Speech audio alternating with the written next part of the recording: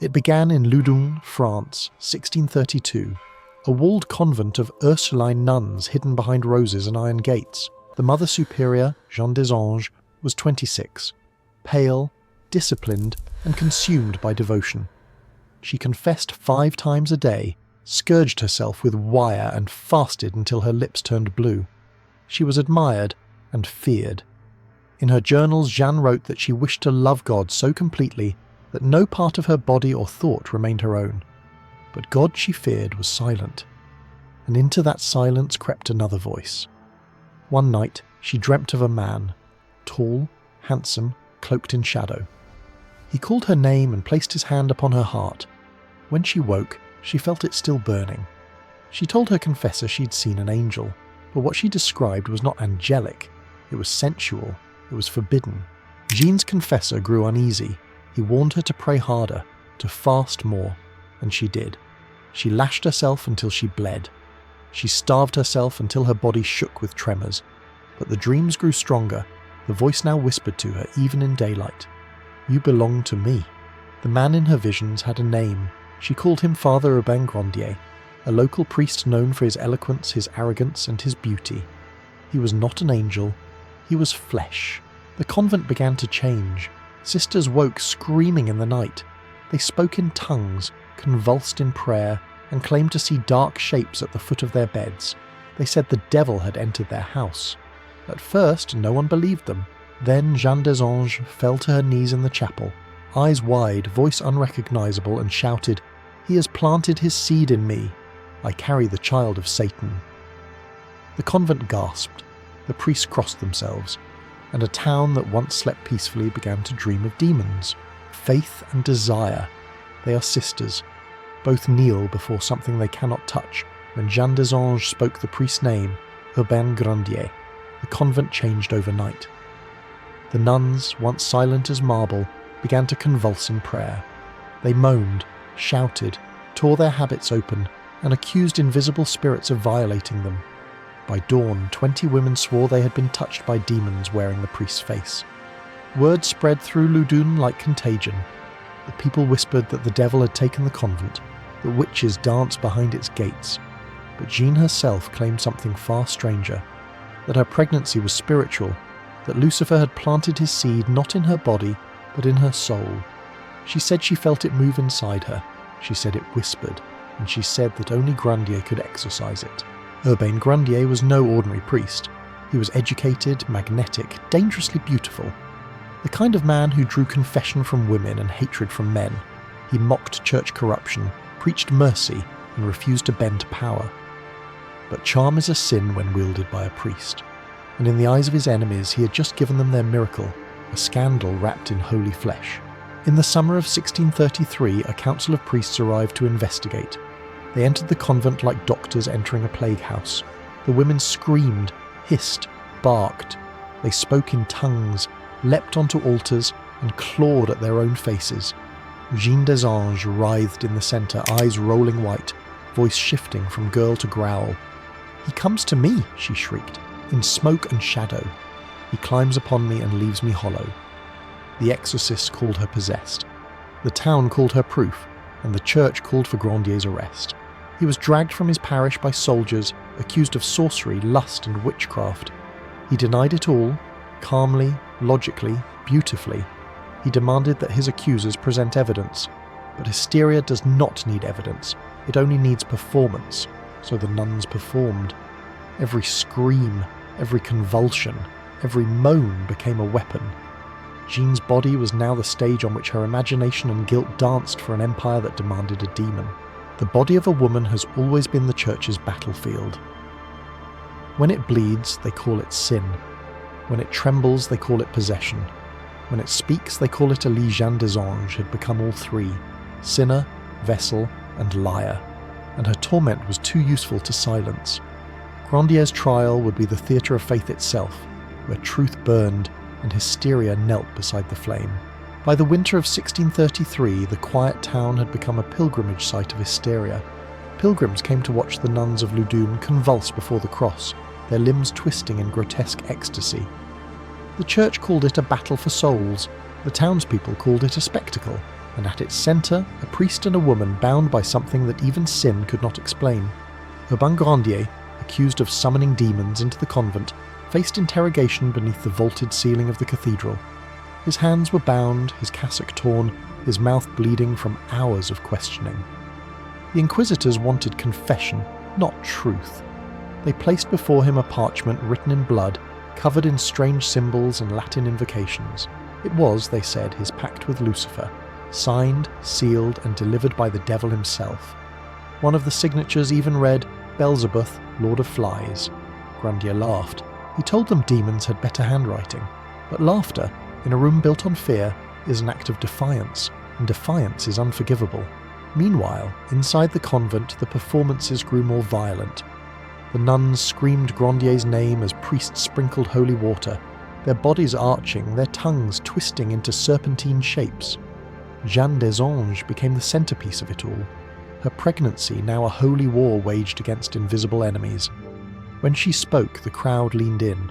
When she convulsed, they crossed themselves. She was both spectacle and sermon, the saint of hysteria. He visits me at night, she confessed to the crowd. He lies upon me and leaves no mark, for the devil leaves no bruises, only memory. The priest nodded gravely. Every word she spoke became another nail in Grandier's coffin. Urbain Grandier refused to confess. He stood before his judges and said, "You accuse me because I'm not afraid of you. But you mistake your fear for faith." It was a dangerous truth, because the exorcists were no longer fighting demons. They were protecting their own belief in them. To admit innocence was to admit hysteria, and hysteria was the only thing that kept the church's authority alive. So they broke him, literally. The rack stretched his body until bone cracked like kindling. They pressed his legs with iron weights until the flesh tore. Each time he fainted, they revived him, not out of mercy, but so the torture could continue. Outside, Jeanne heard the cries. She trembled and whispered prayers, unsure if they were for him or for herself. Some said she smiled, others said she screamed his name, but when the bell of Loudun tolled that night, both of them were already bound by a single fate. The church would call it exorcism, history would call it madness, and truth would remain crucified between them. The church said it sought truth, but truth that summer wore the smell of smoke. On August 18th, 1634, the town of Loudun became a theatre. At its centre, a scaffold, a pyre, and a priest stripped of his name. Urbain Grandier, accused sorcerer, lover, devil's servant, stood barefoot before the crowd. His skin was bruised, his wrists torn, his voice hoarse from prayers that no longer reached heaven. The trial had been a farce, a masquerade of exorcisms and falsified miracles. The possessed nuns had performed for weeks, screaming, biting, and confessing to crimes scripted by priests. When they faltered, they were reminded that salvation depended on spectacle. Jeanne des Anges, dressed in white, was brought to the front of the crowd. She stared at the man she once accused, her lips trembling. When asked to confirm that he was the devil's instrument, she nodded, slowly, painfully, as if her head were moved by another hand. When faith consumes the innocent, what remains? Holiness or hunger? After that day, the town of Loudun fell quiet. The square was washed clean, the ashes taken away, the voices of the crowd replaced by uneasy hymns. But silence does not heal, it remembers. Jeanne des Anges awoke in her cell, trembling. She said she smelled incense and fire and that the air itself whispered his name. In her journals she wrote that the world felt lighter, as though a shadow had left her body. The church called it a miracle. They said the devil had been driven out through her courage and faith, and Jeanne believed them, or tried to. The convent reopened its doors. Visitors came from across France to see the holy woman of Loudun. She spoke softly, moved slowly, her voice touched by sorrow. To the faithful, she became a symbol of purity redeemed. But behind her calm eyes, a different truth flickered, a quiet torment, a guilt that no exorcism could erase. She confessed to her confessor that she dreamt of Grandier still, not as a demon, but as a man. Sometimes she saw him praying beside her bed, sometimes she saw him turn away, and sometimes he forgave her. In the years that followed, Jeanne's story grew into legend. She wrote her memoirs, claiming she had triumphed over darkness. Rome accepted her account as proof of divine intervention. Her relics were displayed, her letters copied, her courage celebrated. But history is rarely that simple. Modern scholars would later suggest that what the Church called possession was a storm of repression, isolation, and forbidden desire. Jeanne des Anges had never been evil, only human, trapped in a world where womanhood itself was treated as a temptation. The body had become a battleground for other people's faith, and when the smoke cleared, only myth remained. In Loudun, they said the devil was defeated, but perhaps the devil was never in the convent at all. Perhaps he was in the silence that demanded belief. Jeanne died years later, peacefully, surrounded by her sisters. They said she smiled as she passed, whispering that she finally felt pure. But some stories are not meant to end in purity.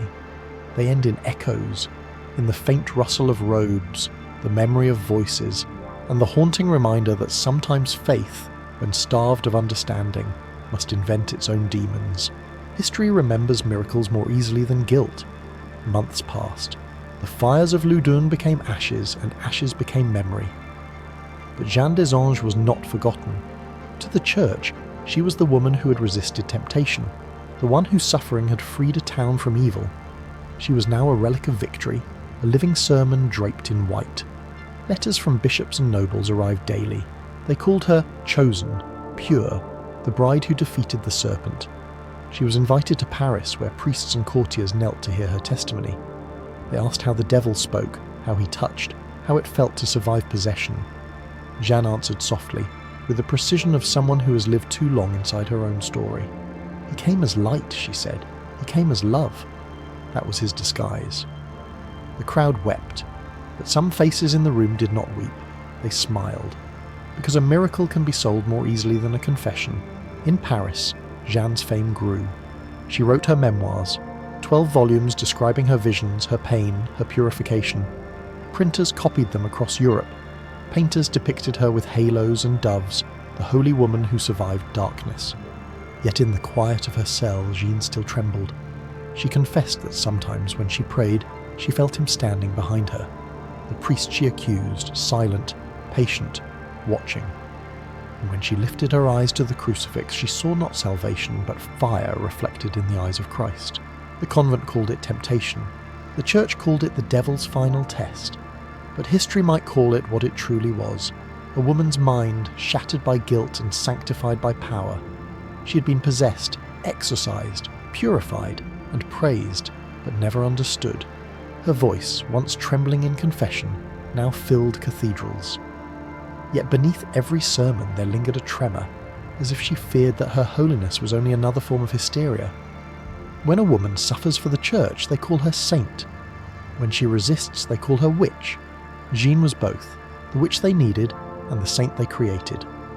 Years later, when she returned to Loudun, the convent was empty.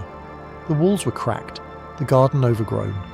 She knelt in the chapel where it had all begun and whispered, "I am free." But no answer came. Only the wind moving through the broken stained glass, the faint sound of distant bells, and a silence that felt too heavy to belong to God. Some sins die in confession. Others become scripture. By the time Jeanne des Anges died in 1665, she was no longer a woman. She was a legend.